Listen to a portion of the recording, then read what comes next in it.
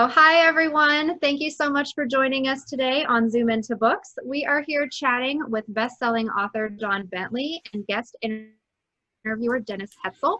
If you have to leave the presentation early today, you can always watch the replay here on the Zoom Into Books Facebook page, as well as the Zoom Into Books YouTube channel that we post all of our videos to after they have aired. So without further ado, I'm going to kick it over to our guest interviewer, Dennis Hetzel. Thanks so much for being with us, guys. Okay, thanks a lot. It's great to be here. I'm Dennis Hetzel. I'm a headline books author.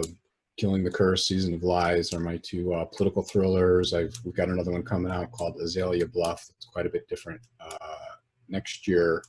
But I also do book reviews for booktrip.com, Chicago Writers Association, and some other places. So I read quite a few debut novels, first novels, and the novel that's blown me away more than by far than any new book I've read in the past year is Don Bentley's Without Sanction.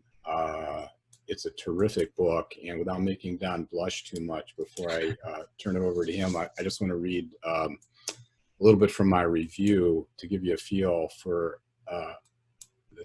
Don's talent. I think I started by saying I think we found the new Vince Flynn. His name is Don Bentley, and I don't say that lightly. The novel Without Sanction is a stunner of a debut novel that's as good as military political thrillers get. Also reminiscent of Flynn, Without Sanction unfolds in both the Mideast and Washington as a military thriller with political overtones. The settings and characters are drawn with nuance and complexity. They feel real, as do the high, dangerous geopolitical stakes. And the soul of the book resides in his sense of brotherhood and need to complete unfinished business. Don has a background that makes him unusually well-equipped to be in this genre. Besides time he spent as an Army Apache helicopter pilot, in which he won the Bronze Star as part of Operation Enduring Freedom. He's also been an FBI special agent, a member of the Dallas office Special Weapons and Tactics SWAT team, and he's now working for companies in the military technology arena.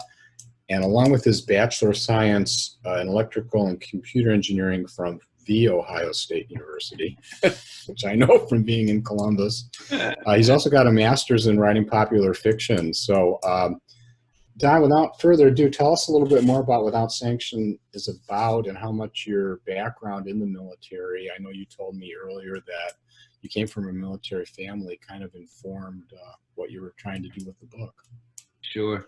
So thanks for that intro, Dennis. And I have to say before I start that when you're a debut author, the first time you start to read comments that people write about your book, it can be a life-changing experience, both from a good perspective and a bad perspective. And even though my wife hates it, I'll go onto Amazon and find the worst ones that I can find and take a screenshot and show it to her. And like, what do you think about this one? But all kidding aside, I felt like yours, when I read your review, it was very, very humbling, because yours was the first one where I feel like somebody kind of reached inside my head and figured out everything I was trying to do and Without Sanction and kind of got it and put it out on the paper. And so very much appreciate you doing that and taking the time to it, and certainly the kind things that you said about it. And Without Sanction, like you said, I have a lot of different things that I've done in my career. And people have said before, wow, that must be really fascinating. And I said, no, really, I just couldn't figure out what I wanted to be when I grew up. And that hasn't completely changed, but it's certainly influenced Without Sanction. And the book is the fourth book I've written, and it's the first one that sold. And so that's another fun thing as a debut novelist, is when you're on the other side of that and waiting for your book to sell, and you see somebody who it's all over Twitter now and Publishers Weekly and stuff that they got a deal, and you think, man, that came out of nowhere. I've been working here forever, and this person got a deal. And most of them, I think, are a lot like me, where I'm an overnight success that took 17 years and 3 books that didn't sell before I wrote the one that did. And so I think there's certainly a lot of that in novelists and probably in debut writers. And what it was specifically for me, Without Sanction kind of came from 3 different things. And so the first thing being, I was an Army Apache pilot for 10 years, and it's hard to have a bad day when you get to fly Apache helicopters. Most of the time you think you can't believe that you're actually getting paid to do this, because you would certainly do it for free or pay money to do it. And as part of my career, I did a 1-year tour of duty in Afghanistan, and there was an event during that tour. So on June 28th, 2005, I was the air mission commander for a series of Apaches and Blackhawks that were trying to rescue a 4-man SEAL team that was pinned down on the side of the mountain.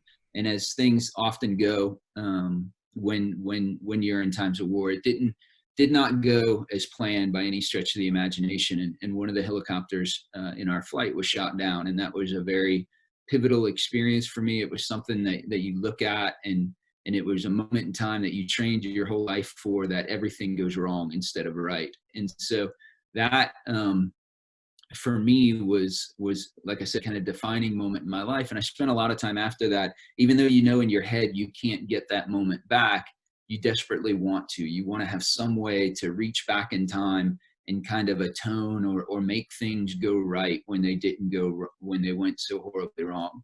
And so that idea very much comes out in the pages of Without Sanction. A good friend of mine is the writer Nick Petrie, who writes the Drifter series. And he said once, you know, in a great book, the novelist is actually trying to work out a question for themselves in the pages of their book. And so for me, certainly in writing Without Sanction, I was kind of trying to work out that question of, you know, how do you get that moment in time back again? Or how do you atone for something that goes horribly wrong? And so my protagonist is a guy named Matt Drake, who is a case officer for the Defense Intelligence Agency. And when the book starts, he's had an operation in Syria that has gone tragically wrong. And that operation resulted in the death of Matt's asset and Matt's asset's family. And also it resulted in his best friend suffering some pretty horrible disfiguring wounds. And so when the book starts, Matt has the opportunity to go back to Syria and perhaps atone for what went wrong if he's courageous enough to do that. And so that thought of redemption and atonement is one of the things that certainly influenced Without Sanction. The second thing probably comes from my career as an FBI agent. And so what my job was, I was what was called a human person. And so your job is to go find folks, what we in the FBI called sources, and what folks in the intelligence community call assets, and to run and recruit those people. And so basically you're trying to figure out people who have answers to the questions that you're looking for. And so if you're working a drug case, for instance, maybe the person who has answers to this question is someone inside that drug organization or supplier or something like that. If you're working national security matters, you know, maybe you're trying to find a source or an asset who is a scientist for, you know, a rogue WMD program or something to that extent.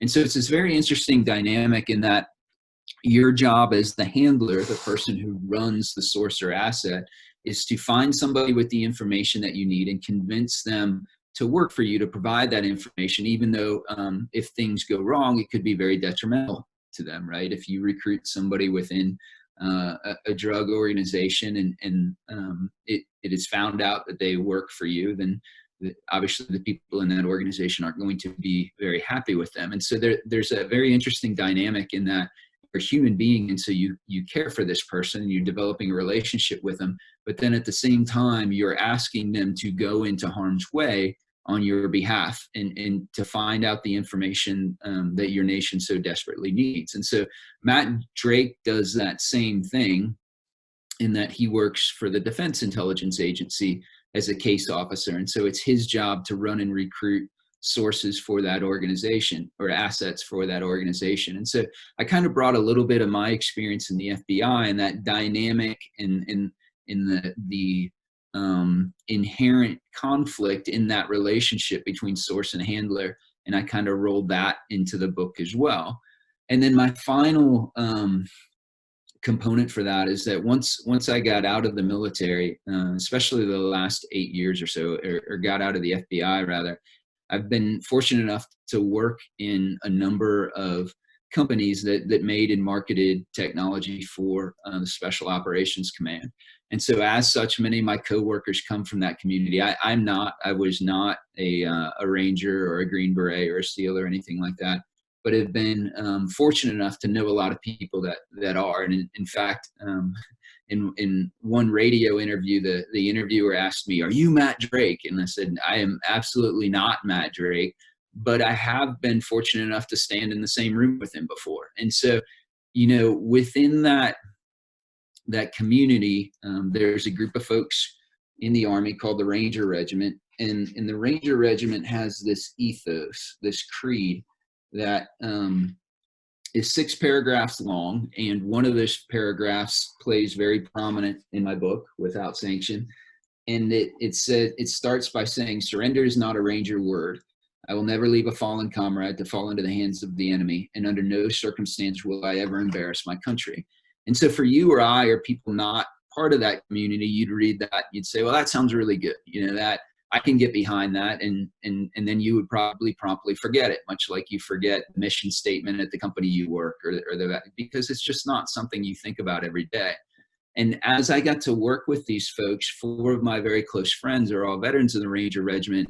I saw that this ethos, this creed, affected and governed their lives both while in the military and without. That sense of brotherhood was so important to them that it continued to drive their decisions after they got out of the military. And in fact, when I was in Afghanistan and that operation went so horribly wrong, until we had recovered each of the fallen, the war in Afghanistan basically stopped. And it stopped because that is a commitment the United States of America makes to all the men and women who go into harm's way on her behalf. And that commitment very simply is, I cannot guarantee that you will come back from this alive, but I can guarantee that we will do everything in our power to bring you home.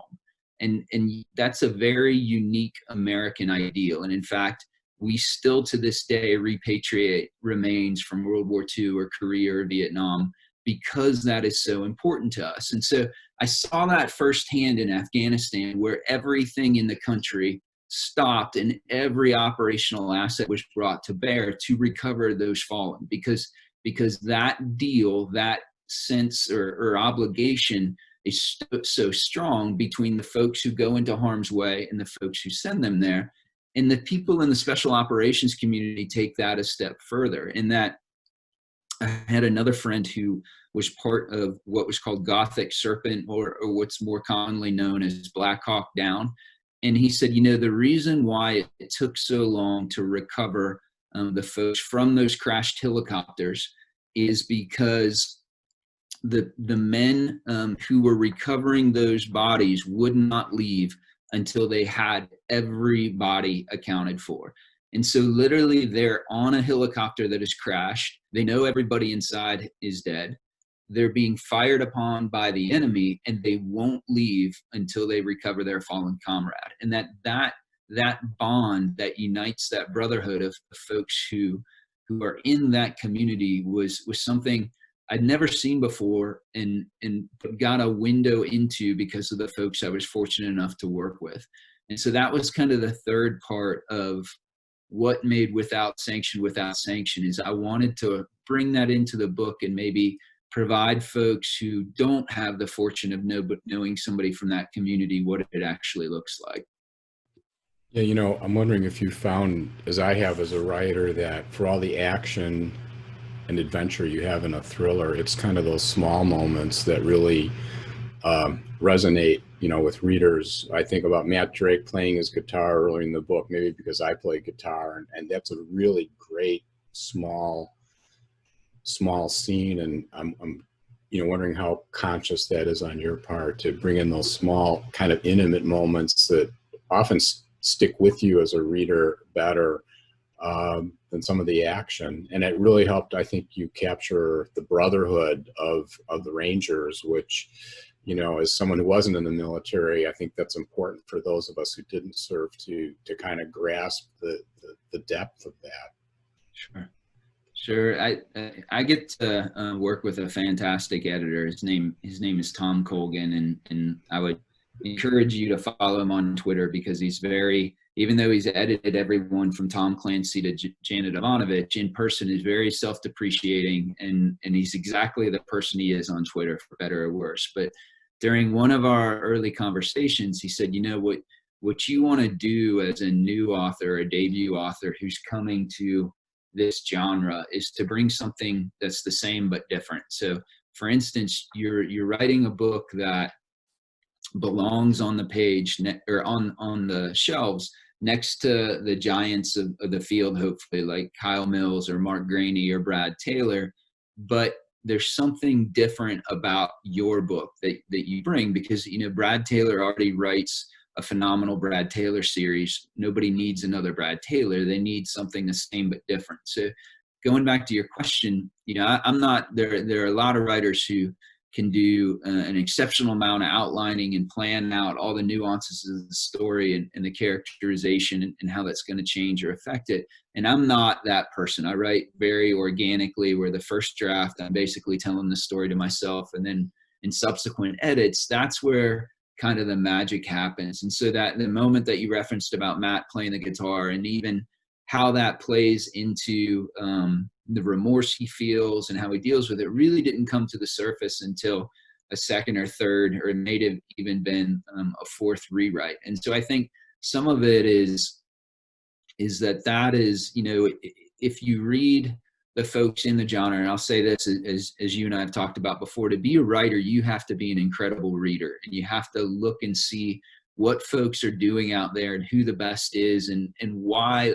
You know, you read a book once as a reader, and then you read it again as a writer and see what did they do and how did they do it. And, you know, for my money, one of the best in the genre right now is Daniel Silva.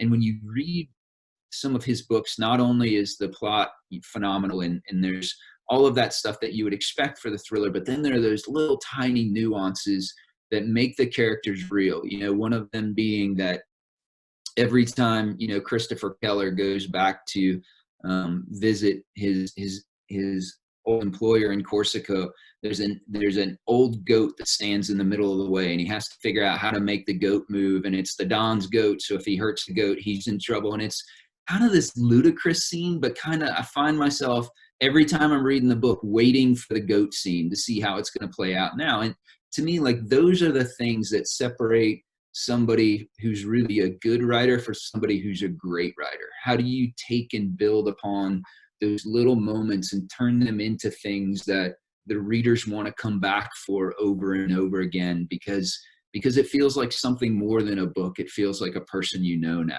So I appreciate you saying that. But that's what I try and do, is find folks like that who knock it out of the park and say, how do they do what they do, and what can I do to be better than I am? Yeah, you know, one of the other things we talked about was, you know, where you take poetic license and do things that probably wouldn't really happen in the real world, and where you try to be really accurate. I know in my second book, it opens with a crazy astronomical event, a comet going in front of an eclipse, and an astronomer said, no, that's impossible. And then I changed it. He goes, well, now it's really improbable. And I said, well, I can live with really improbable. That should be okay. And, you know, I'm sure one of the challenges in military thrillers is a lot of that audience really knows this stuff. So if you had any blowback where people said, hey, that weapon would never be used in that situation in that way, where did you kind of take some poetic license to advance the story, and how, you know, how it feels so real, which is one reason it's a good story, but, you know, how real is it? Sure. No, and I appreciate you saying that. I think somebody smart said, and whenever I say somebody smart said, I usually say Nick Petrie, because he's the smartest guy I know. But that, you know, never let the truth stand in the way of a good story. And so that's kind of where I start with, is that you're coming to this to be entertained, and it's not nonfiction. And so you're coming in, if you're opening the book jacket, you know that what you're going to see here is going to take some liberties, you know, as you so aptly put.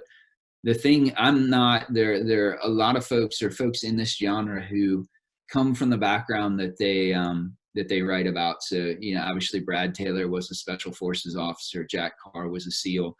I stood in the room with some of those people, but I'm not one. And so what I did, there were points in Without Sanction that I absolutely got folks to weigh in on. There's a scene, a long sequence or a sequence in which Matt does a hey-ho jump, and I have a very good friend who was a hey-ho jump master. And so I gave it to him and said, hey, would you read through this and help me get it right? And he added some of those salient details that you want for somebody who knows what to look for, to look and say, yep, this feels real. But then, as he was reading it, he said, we would never send just one person into Syria by themselves. And I said, yeah, I understand, but it needs to happen for the story. And so that's always kind of the tension where you're giving someone a story, but you also want to, I think, as much as possible to make the salient details technically correct, or kind of your example is a great one. Readers will maybe deal with improbable, it's impossible, that makes them angry. And kind of the last story I'll tell, Mark Graney and Rip Rawlings are both friends of mine, and together they wrote a great book called Red Metal, which really harkened back to when Larry Bond and Tom Clancy were writing these epic military thrillers, very much in the vein of Red Storm Rising. It imagined a World War III happening on Europe. And they wrote from, I can't tell you how many different points of view, and it was everything from, a helicopter pilot to a partisan to, the captain of a submarine. And then they had a scene with an A-10 in which the pilot kicked on the afterburners in the A-10, and the A-10 does not have afterburners. And even though the rest of the book was phenomenal, they got flogged about the A-10 not having afterburners. And so, everybody's going to make mistakes sooner or later, and you hope if you do make one, you want to strive for the realism. And I know, like, Rip and Mark went out to maybe Davis Monthan and hung out with A-10 pilots and brought a bunch of the tactics in and stuff. And so I think it's your job as a writer, number one, to tell a good story, because that's why people are opening the book. And then number two, to be able to make it as real as you can, because especially in this genre, folks come to it and they want, a lot of times, and this is what Tom Clancy was so good at, is you wanted to learn something about a 688 attack submarine, and you would in his books, right? Like, you felt like you were standing on the bridge. And so if you're going to write in that genre and make the promise to the reader that they are going to be standing on the bridge or sitting in a cockpit or doing a hey-ho jump, you want to try and get the details as close to accurate as you possibly can, I think. Since you brought up Tom Clancy, that's actually a good segue. You've been selected to kind of pick up the Jack Ryan series, which has to be both humbling and exciting. One of the all-time great characters in the thriller, certainly in the military thriller genre. So how did that come to pass, and what's Jack Ryan going to be doing in your first effort, and when will we see it? Yeah, so just to be clear, there are Tom Clancy's universe now is kind of divided into two parallel paths. And so you have the Jack Ryan Sr., who's the Jack Ryan he originally wrote, that you see on Amazon right now and everything like that, that is in the Tom Clancy universe, is currently president. And then you have Jack Ryan Jr., who's his oldest son, who is in this shadowy organization called the Campus. And so all of the characters, it's almost like an Avengers series. All the characters kind of cross back and forth between those two series. But the Jack Ryan Sr. series is being written by Mark Cameron, who's a fantastic writer, and he has several of his own series as well. And then I'm writing the next book in the Jack Ryan Jr. series. And so in the Clancy universe, Jack Ryan Jr. is about the same age as Jack Ryan on the Amazon series, where Jack Ryan Sr. is quite a bit older and is president now. But the way it came about was pure magic, is kind of the short answer to it. But I'm very fortunate that Tom Colgan, my editor, is also the editor of the Tom Clancy series. And so I was, I have to take a little bit of a step back in that what brought me to this genre was as a kid. I was 13 or 14 years old, and my friend down the street, pushed this book into my hands, and it was Red Storm Rising. And he's like, you got to read this. You got to read this. And it was, Tom Clancy's second book after Hunt for the Red October, a standalone book, but it was fascinating because as you're reading it, you know, you felt like, again, you were in the cockpit of that F-14 that was strafing tankers off the coast of Iceland or Greenland or whatever. And I just remember being enthralled and reading that and thought, this is what I want to write. I already knew that I wanted to be a writer, and I was like, this is what I want to write when I'm old enough to write it, which I'm sure in my 14-year-old mind was at 21, I should have 5 books published. But as we said, it didn't quite go that way. But fast forward a number of years later, and Tom Colgan had The Outside Man, which is my second book. We had gotten to the point where you have the editor-author call. So I'd turned in my book, he'd read it, and it was time for us to talk about the book. And so, you know, as you know, that's a little bit of a palpitation-inducing conversation with the author anyway, because it's the first time the person who's paying for your book kind of weighs in on it, and you're talking about it. And so you're kind of worked up to do it. And Tom, being Tom, is completely laid back and just says, hey, here are a couple things I want you to think about. And we talk about it and brainstorming.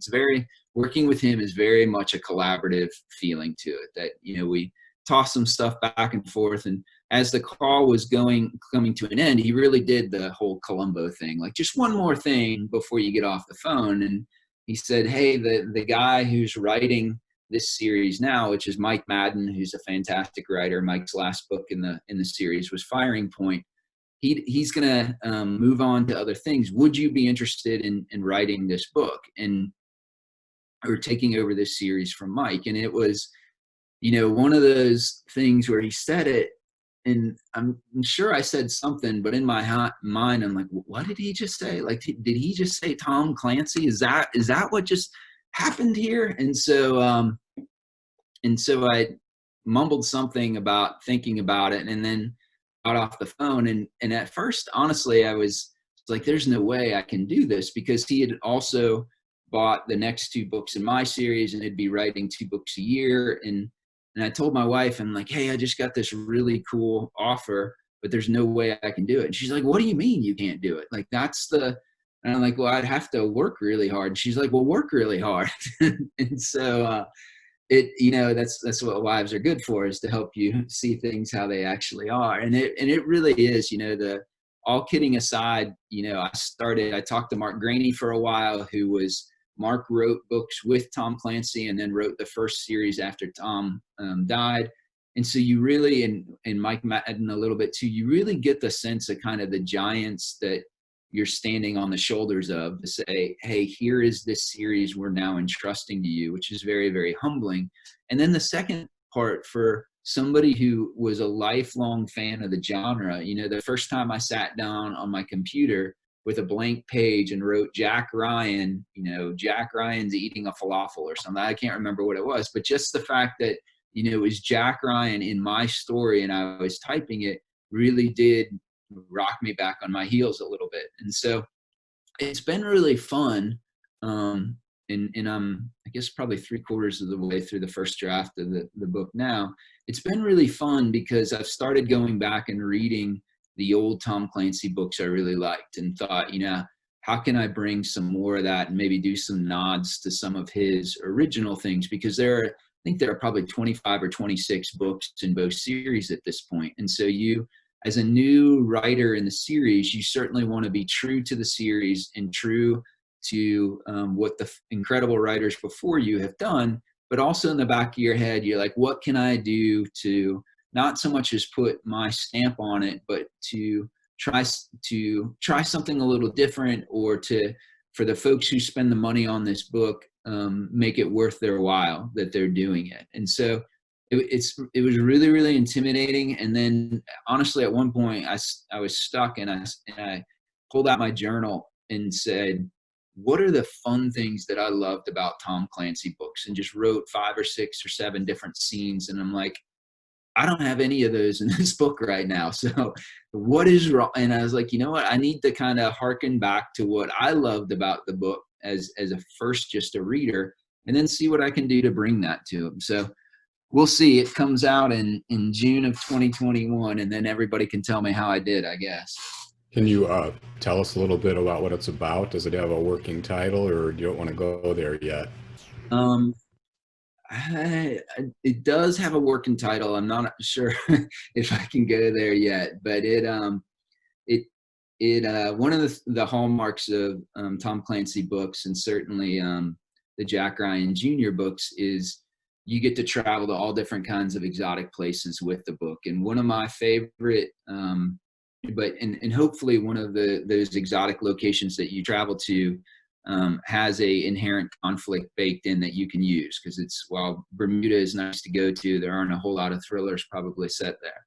And so one of my favorite countries in the world that I've had the opportunity to travel to a couple times is Israel. And so the book starts in Israel, and that's about all I can tell you. Some bad stuff happens to Jack Ryan, bad stuff. So that's a heck of an elevator pitch right there. I know. Yeah. Well, all right. Well, that alone will attract an audience. You know, I just keep thinking that Amazon series was really, I thought, well done. So if you're picking up the spirit of that, it'll be all good. And then you've got your next Matt Drake one coming up, Outside Man. Can you tell us a little bit about what that's about? Yeah, sure. So in Without Sanction, like I said before, Matt had to go back to Syria and to kind of face his worst fear and see if he could somehow make right something that had gone tragically wrong. And in this book, Syria comes to Matt's front door. And so one of the things that clandestine operatives do overseas is they operate with a legend or an assumed name. And so the reason for that obviously are twofold. So certainly they want anonymity as they're doing their job over there. But then the other part of that is that, you never want the places that you go, the things that you do, the work that you've had to accomplish to be able to follow you back across the ocean and show up in your real domesticated life when, you're taking the kids to soccer practice or driving to Starbucks or something like that. And so in this book, everything goes wrong with Matt's legend and with that process. And so you kind of get to see what happens when all of the stuff he tries to keep separate in his life shows up on the streets of Austin with him. So. And that's going to be out when, Don?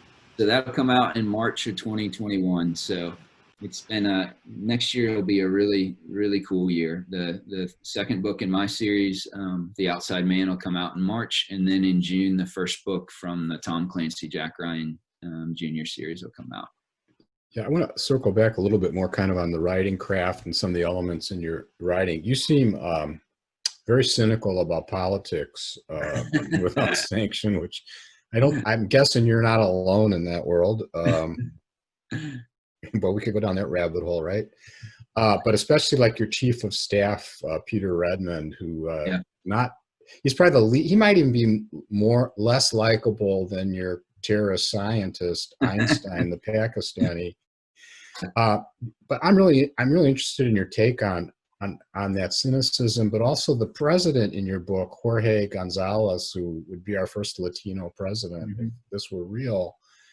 Seems like he's someone who's trying to be a pretty good guy, and actually reminded me a bit of what I've tried to do with the president in my two books. It was sort of my president was sort of the moderate Republican. I think a lot of people wish they could vote for, and was trying to do the right thing, but just gets caught in this mess. So how much of your kind of cynicism about politics and Washington, because that's where the other part of the story occurs, and we really haven't talked about that much, and how they kind of stop Matt from doing what he needs to be doing or slow him down, comes from personal experience or just observation. Yeah, I think it's thankfully it's more observation certainly than personal experience. But I think a common refrain of folks, the men and women who serve at the pointy end of the spear, is the notion that everything from the rules of engagement to what's happening during the operation to actually operational calls are happening from folks who are very, very far away, right? That's one of the amazing kind of double-edged sides of technology, is that you now have the ability to sit, whether it's in the White House Situation Room or if you're at, the division level or higher, to sit in a completely different operating environment and watch individual Apaches on the screen or down to individual soldiers, what they're doing or not. And so the disconnect there between the autonomy, I guess, needed for folks on the ground versus the tendency to, if you can see something you want to be able to control, is there's a lot of tension in that naturally.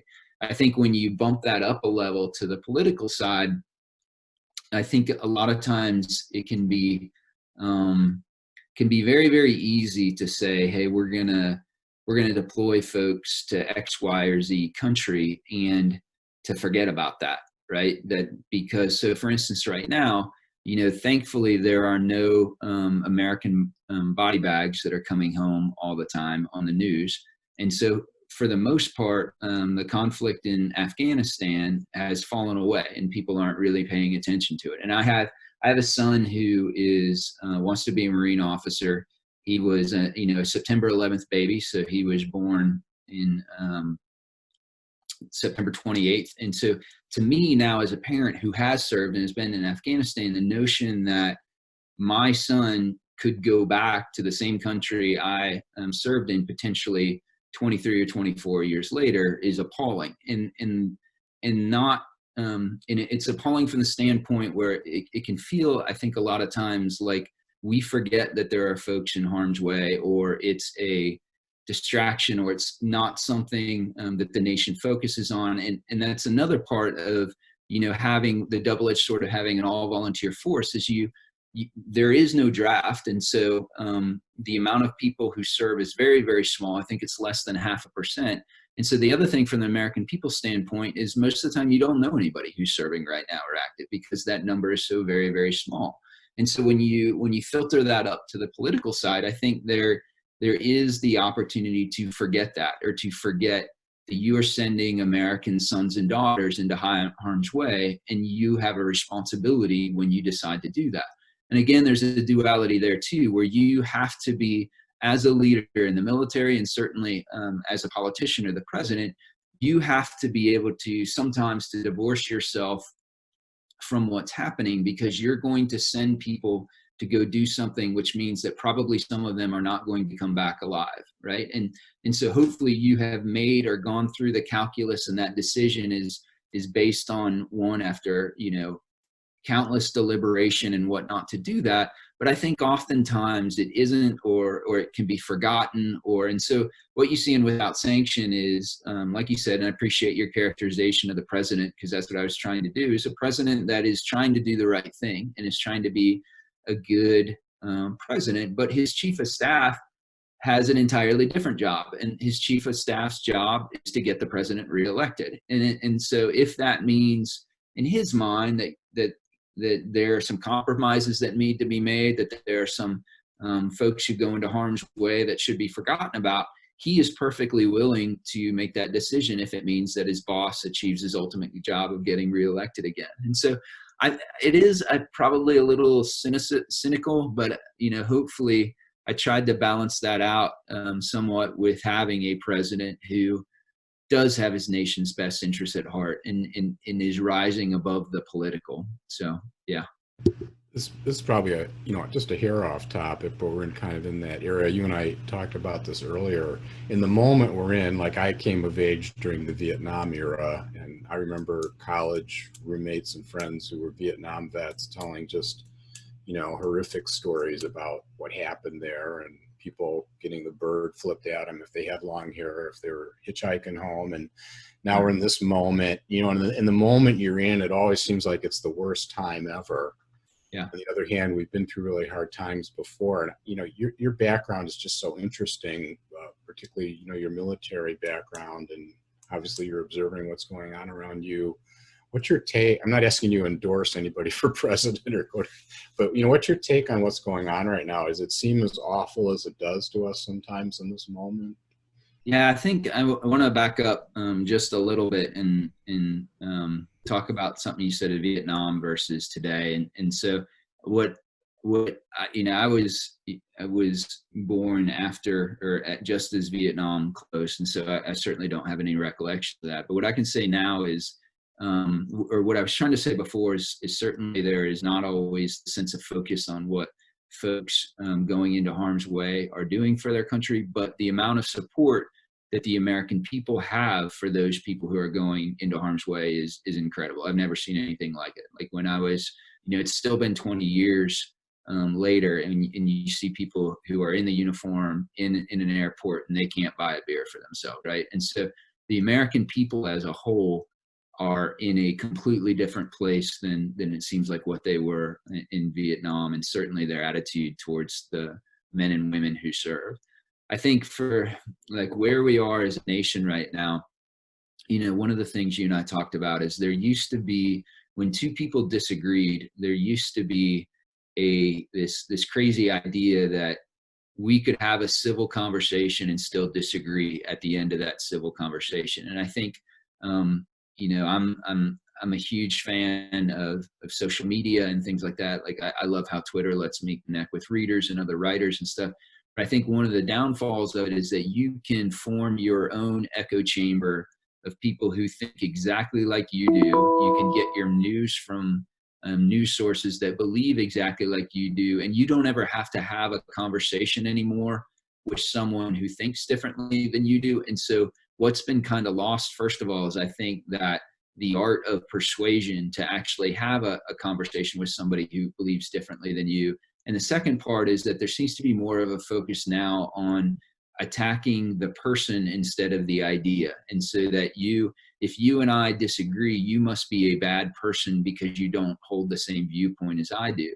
And so I think things like social media and stuff start to magnify that until you see what you see now, which looks like a country that is very, very divided. Now, one of the things you had brought up when we were talking before is what's interesting is if you look back at two eras in politics where maybe some of the biggest things were done in the most progress that happened in the country in my lifetime, is you look at when Ronald Reagan was president and Tip O'Neill was Speaker of the House. And so you had a Republican president that had to work with a Democratic congressman to get things done. And then the inverse of that, when Bill Clinton was president and Newt Gingrich was Speaker of the House, and you still had, a Democratic president that had to work with a Republican congressman. And I think, that has been lacking, frankly, in our nation for quite some time. And I think we just feel very, very polarized right now.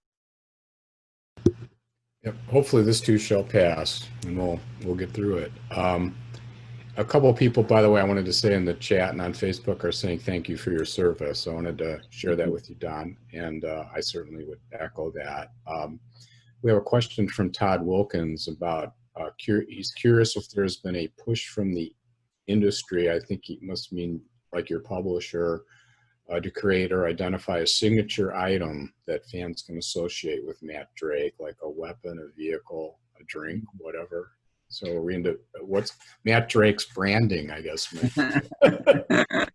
Yeah, no, so thanks for watching, Todd, and thanks for asking that question. I think probably what he's referring to is there have been, so Jack Carr is a phenomenal writer and is also a force of nature, and has kind of, I think, rocked a lot of writers as you watched him burst onto the scene with very great books, but then this marketing effort that goes along with it that is, incredible. And I think he's got I know he has his own coffee now from Black Rifle Coffee and things like that. And so I think, and then on the other side that's been going on a little bit longer, if you look at what Kyle Mills has done with the Vince Flynn series, a part of that effort, and not just that Kyle is an incredible writer, but there's the marketing stuff that goes along with like the Mitch Rapp ambassador program and stuff like that. And so it's certainly, I don't have a Matt Drake shot glass or anything yet, but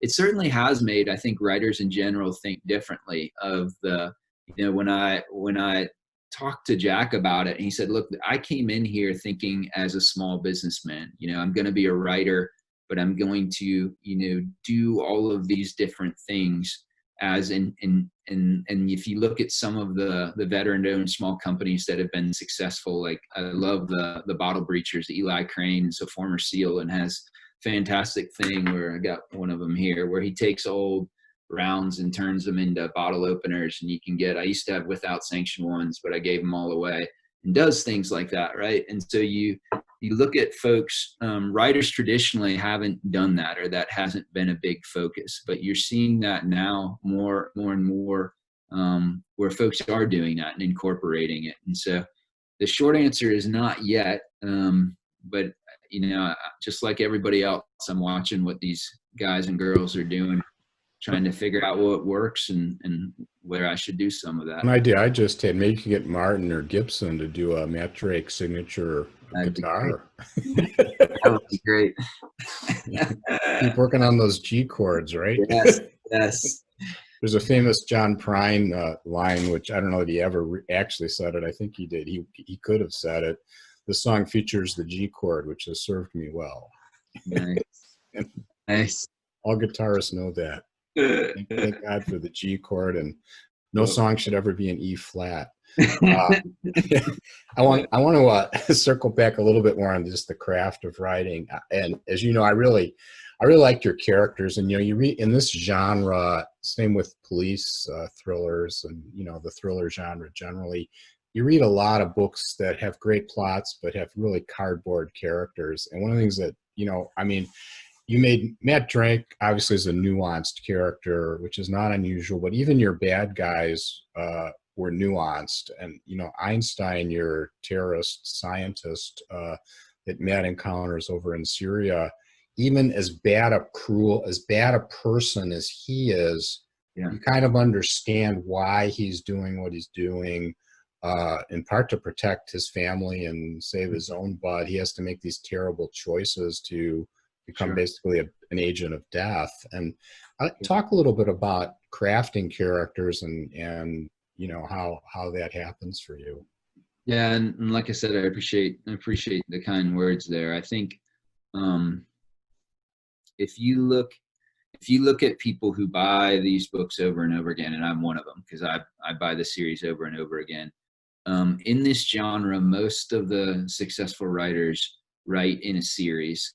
And so you see the same characters over and over again. And I think as readers, you want there to be a depth to those characters, because to your point, it's one thing because you're writing a series, what you don't want it to feel like is episodic. So my kids, a couple years ago, found a whole bunch of 80s sitcoms on Netflix. And so Knight Rider and Airwolf and the A-Team were living in my living room again. And after they really got into the A-Team for a while, and then my son came to me after the second or third week, and he's like, "Dad, so every time there's one bad guy, this happens, they shoot everybody up, and that's the end." And he's like, "That's the series every time." I said, "Yeah, that's the series every time." And so as a writer, you're trying to walk that line between in a series, you're giving readers something familiar because that's why they're tuning in, but also still trying to give them,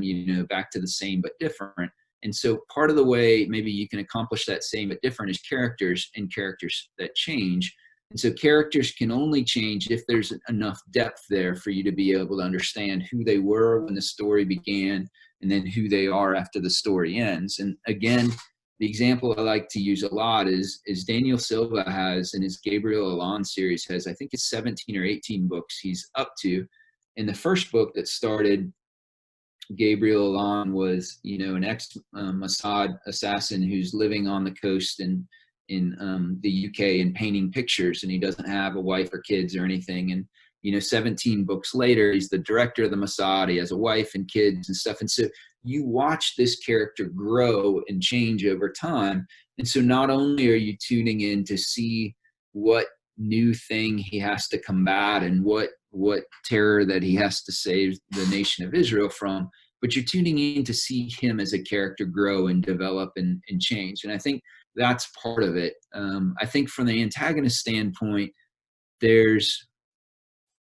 when you have a bad guy, you have to have certainly a bad guy or an antagonist that's equal to your protagonist. and you want them hopefully to terrify the reader, right? The reader has to believe that the protagonist is genuinely in fear for his or her life because the antagonist is so much better at their job potentially than the protagonist, or is the protagonist equal and then some. And part of the way maybe that you can do that is you, as a person, maybe there are two things that scare you. Something that you look at that's so different from you that, that's a monster, that's whatever under the bed. And then the second thing is the monster that does terrible things, but you see yourself in the monster. And I think maybe some of the way you can do that as a writer is to provide antagonists who are deep enough that you can look in them and say, I don't agree with what they're doing, but I can see how they made that decision. Or I see, if maybe the terrifying part was, if I was in that same position, what would I do, right? And so I think that's part of what I tried to do too, is to give characters enough depth that maybe it challenged the readers to ask those kind of questions. So we've only got a couple minutes left. So two kind of quick ones. One is just, what are, these kinds of things tend to attract aspiring writers, and what sort of tips do you have for, one or two tips do you have for aspiring writers, especially those who want to actually get published versus just doing it for themselves? And secondly, I'd be remiss if I didn't ask you, for people who want to purchase your books, how might they do that?